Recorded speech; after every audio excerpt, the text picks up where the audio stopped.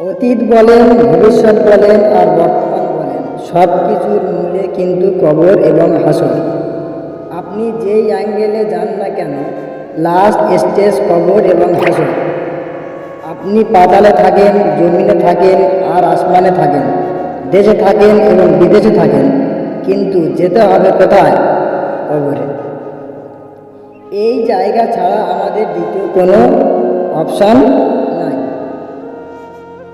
মন চাট, মন মানুক কিংবা না মানুক, দিল চাট কিংবা না চাট, অন্ধকার কবরটায় দিনের পর দিন আমাদেরকে কাটাতে হবে।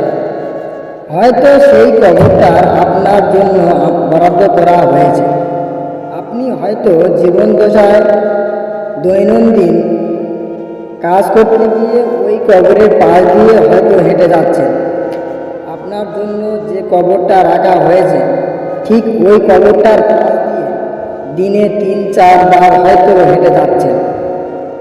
হয়তো উপলব্ধ জিনিসটা আমাদের করা হয় না যে এই জায়গাটা যদি আমার কবর হয় তবে আমি কিভাবে থাকব।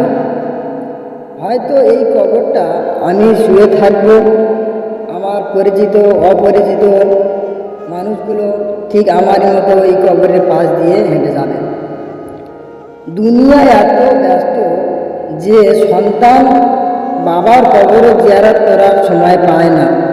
দুনিয়া এত ব্যস্ত যে নিজের পরিবারের কোনো একজন যদি ইন্তেকাল করে, আমাদের জানাজাটুকু পড়ার সময়ও থাকে না।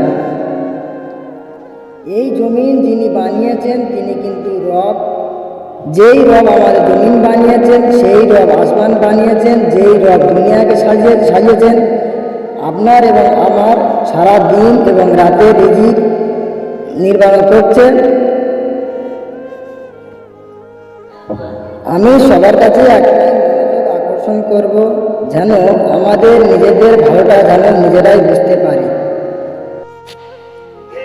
একটা কথা আছে যে নিজের ভালো নাকি পাগলে বোঝে।